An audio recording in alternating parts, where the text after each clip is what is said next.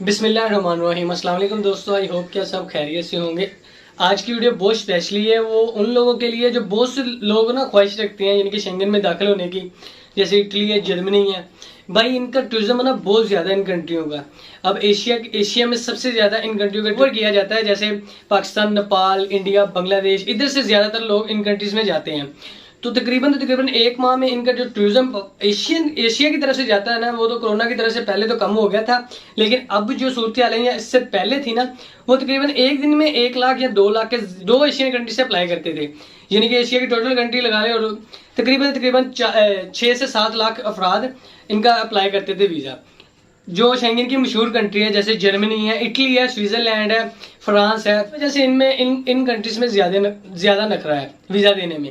तो आप ऐसा करें कि ऐसी कंट्री है शेंगन की, जहाँ पे आप अगर वीजा अप्लाई करते हो वहाँ का टूरिज्म बहुत कम है। ये कंट्री बहुत कम लोगों को पता होगी इस बारे में, तो वो भी शेंगन में है पूरी।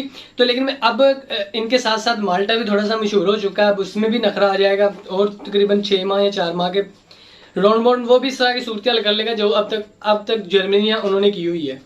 तो अब आपने क्या करना है, कुछ भी एक शेंगन की कंट्री है, आप चेक भी कर सकते हैं, वहाँ पे जो करेंसी है वो यूरो है, तो वीज़ा उनका आसानी से मिल जाता है अगर आप उस कंट्री में वीज़ा अप्लाई करें। अब मैं बात बता दूँ, तकरीबन पाकिस्तान में एक दिन में जो वीज़ा अप्लाई होता है वो तकरीबन 1000 या 2000 के राउंड बाउंड अच्छी कंट्रीज का लोग अप्लाई करते हैं, जैसे इटली है, जर्मनी है। तो अगर उनको वीज़ा रिजेक्ट करने में कोई दिक्कत नहीं है, अगर वो 1000 बंदे का पाकिस्तान में वीज़ा रिजेक्ट कर देते हैं वो कंट्री, तो उन पे कोई इतने असरात नहीं होते, क्योंकि उनका बहुत ज़्यादा टूरिज्म है और कंट्री खाली एशिया नहीं, यूरोप की तरफ से भी बहुत ज़्यादा है। तो आप ऐसा कर सकते हैं, अगर आपने शेंगन में जाना है तो आप इन कंट्रीज के थ्रू भी जा सकते हैं। ये जो सी कंट्री है उसका वीज़ा जो टूरिज्म है वो इतना नहीं है, वो तकरीबन पाकिस्तान से बहुत कम लोग अप्लाई करते हैं और एशियन कंट्री से भी। और आप ऐसा कर सकते हैं, आप उसके थ्रू भी शेंगन में दाखिल हो सकते हैं अगर आपको वहाँ का वीज़ा मिल जाता है। एक मैं बात बताता चलता हूँ, उनकी एम्बेसी पाकिस्तान में नहीं है, कोरोना के बाद उनकी एम्बेसी को हैंडल करता है स्विट्जरलैंड। इससे पहले जर्मनी करता था, अब उनकी ऑफिशियल वेबसाइट पे भी लिखा हुआ है कि पाकिस्तानियों को जो उनसे स्विट्जरलैंड एम्बेसी जो पाकिस्तान में है वो हैंडल करती है। तो आपने करना क्या है, अपने कुछ डॉक्यूमेंट्स लेने हैं जो मेन है, और साथ में जो नादरा की तरफ से है वो डॉक्यूमेंट्स अटैच करने हैं। डॉक्यूमेंट्स मैं आपके साथ थोड़ी देर में शेयर करता हूँ। वो डॉक्यूमेंट्स आपने लेके इनकी एम्बेसी में सबमिट कर देना। स्विट्जरलैंड की तकरीबन इनकी फीस है वो तकरीबन 60 यूरो है जो पाकिस्तानी लोग। इस फीस के साथ आपने कुछ डॉक्यूमेंट्स लेके इनकी स्विट्जरलैंड की एम्बेसी में जब सबमिट करेंगे तो आई होप कि इस कंट्री का वीजा आपको 100% मिलेगा, क्योंकि इनका तो एक टूरिज्म ज्यादा नहीं है। इस कंट्री में इतने नखरे नहीं है जितने अदर्स कंट्री में नखरे हैं इनके मुकाबले शेंगन में। तो आप ऐसा करें, जब आपको इसका वीजा मिल जाए तो आप पाकिस्तान से भी जा सकते हैं। तो जब आप पाकिस्तान में लतेविया पहुंचेंगे तो उसके पहुंचने के बाद आप दूसरी कंट्री में ट्रेवल कर सकते हैं बिना किसी दिक्कत के। तो क्योंकि आपको पता ही है कि एक शेंगन का वीजा मिल जाए तो आप टोटली में घूम सकते हैं। इसको भी डॉक्यूमेंट्स जो है वो शेंगन वाली चाहिए इस कंट्री के लिए, पर लेकिन ये है कि वीजा लेने के चांसेस 100% है, फीस भी इतनी नहीं है, तकरीबन रिजेक्ट तो कम ही होता है, बहुत कम लोगों का होता है। एक वजह से वीजा रिजेक्ट होता है आपके बैकग्राउंड की तरफ से, क्योंकि एम्बेसी को टोटली पता होता है कि आपका बैकग्राउंड क्या है क्या नहीं है।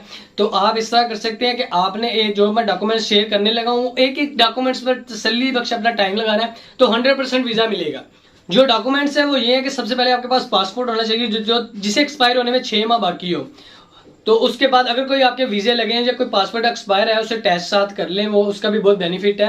अगर किसी भाई ने थोड़े बहुत ट्रैवल किया है दुबई या सऊदी या कतर, ओमान, जहाँ भी गए हैं, उसका वीजा अगर आपके पास है तो आप बिल्कुल डॉक्यूमेंट्स के साथ अटैच कर दें। एक डॉक्यूमेंट्स आपका ये हो गया, उसके बाद आपके पास आईडी कार्ड है आपका, उसके बाद आपकी 4 तस्वीरें व्हाइट बैकग्राउंड के साथ, 3 डॉक्यूमेंट्स ये हो गए। चौथा आपके पास एनटीएन नंबर होना चाहिए। जो आप किसी भी जॉब या बिजनेस, आप ज्यादातर जॉब अपनी जो अगर शो करते हैं तो तकरीबन 50,000 अपनी सैलरी शो करें, तो फिर ही एम्बेसी को पता चलेगा कि ये पाकिस्तान में ऑलरेडी सेटल है।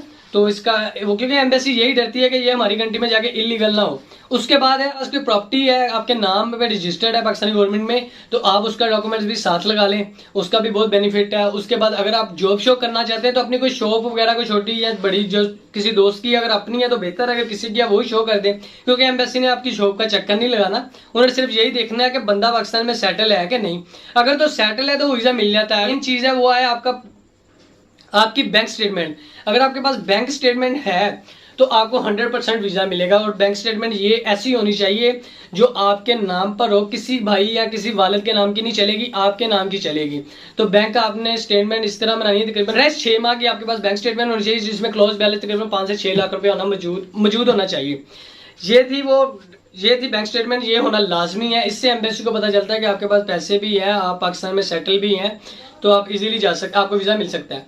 उसके बाद एक आपने अपना फॉर्म बना लेना है, टोटली उस पर टूरिज्म बताना है कि मैं कौन कौन सी जगह पे, कौन कौन सी प्लेस पे टूर करने जा रहा हूँ, तो आपने उस पेज पे मेंशन कर देना। इनकी गूगल से कोई मेन जगह देख लें तो उसको आप मेंशन कर लें। उसके बाद आपने एडवांस में होटल बुकिंग कर लेनी है, जो आप ऑनलाइन ही कर सकते हैं। अगर खुद नहीं कर सकते किसी एजेंट से करवा लें। इसी तरह सेम आपने अपनी एयरलाइन की एडवांस बुकिंग करनी है, वो भी अगर इनकी ऑफिशियल वेबसाइट से खुद कर सकते हैं तो खुद कर लें। अगर खुद नहीं कर सकते तो किसी एजेंट से करवा लें, तो तकरीबन 1500 या 1000 रुपया लेगा। ये दोनों डॉक्यूमेंट्स आपको बना के दे देगा।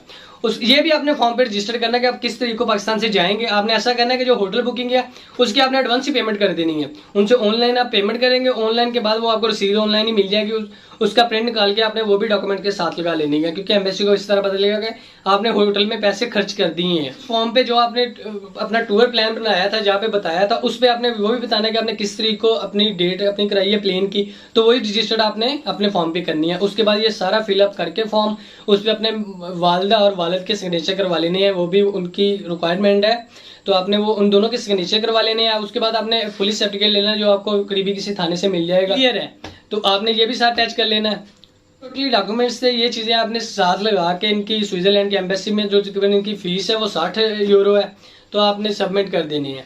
तो 2 से 4 हफ्ते का इनको प्रोसेस होता है। तो आपको ये करने के बाद आपको कॉल यहाँ आ जाएगी कि आपका अपना पासपोर्ट ले लें, तो पासपोर्ट पे इंशाल्लाह वीज़ा मिल जाएगा। अगर आप इस तरह फॉलो करेंगे, अगर आप किसी के नाम की बैंक स्टेटमेंट अपने नाम का करवा के या कोई भी कागज़ 2 नंबर इधर उधर करके करते हैं, तो इसकी गारंटी नहीं है कि वीज़ा लगेगा या नहीं लगेगा, क्योंकि बहुत सारे वीज़े हैं जो तुर्की ने भी अभी रिजेक्ट करना शुरू कर दिए हैं। वो यही वजह है कि आप जो क्लोज बैलेंस है वो भाई तकरीबन 6 लाख रुपए आपके अकाउंट में होना चाहिए। हाँ, जिस कंट्री में भी आप अप्लाई कर रहे हैं, उनकी रिक्वायरमेंट जिसकी बैंक स्टेटमेंट होती है, तो उनकी ये भी होती है कि लास्ट बैलेंस तकरीबन 6 लाख रुपए आपके अकाउंट में होना चाहिए, और बैंक मैनेजर के सिग्नेचर वहाँ पे होना लाजमी है कि आपके अकाउंट में 6 लाख रुपया है, तो वो बैंक मैनेजर सिग्नेचर करे, वो फॉर्म साथ लगाया करें, ना कि इंफॉर्मेशन थी। तो अगर आप वहाँ का वीज़ा मिलने में अगर आपको मिल जाता है तो आप वहाँ पे चले जाते हैं। उसके बाद वहाँ पे करेंसी भी अच्छी है, यूरो ही चलता है, तो अगर वहाँ पे जो मिल जाती है तो ठीक है। उसके बाद आप इस कंट्री का आपके पास वीज़ा है, पहले तो आप उधर जाएंगे ना, उसके बाद आप उस कंट्री से कोई और कंट्री में मूव हो सकते हैं। तो जैसा उसमें स्विट्जरलैंड भी आता है, इटली, फ्रांस, जहाँ आपका दिल जाना चाहे आप जा सकते हैं। तो ये वो टोटल मालूमात थी। लेकिन मैं ये बताना चाहता हूँ कि जिनके पासपोर्ट फ्रेश है, वो अगर शेंगन कंट्री का अप्लाई करना चाहते हैं, क्योंकि लोगों के पास पैसा तकरीबन है, तो वो उनको ये नहीं पता है, वो डायरेक्टली अच्छे वाली कंट्री यानी कि जिसके नखरे हैं उधर अप्लाई कर देते हैं। तो अगर आपने शुरुआत करनी है शेंगन से तो इस कंट्री से कर लें, बेहतर है। इसके बाद माल्टा आता है, माल्टा भी वीज़े दे देता है, लेकिन वो ऑनलाइन ही उनका सारा प्रोसेस होता है। अगर आपने किसी एम्बेसी के थ्रू खुद करना है तो ये कंट्री है। तो ये वीडियो अगर पसंद आई है तो चैनल को सब्सक्राइब कर लें, ताकि आने वाली जॉब इन्फॉर्मेशन वीडियो आप तक पहुंचती रहे। हाँ।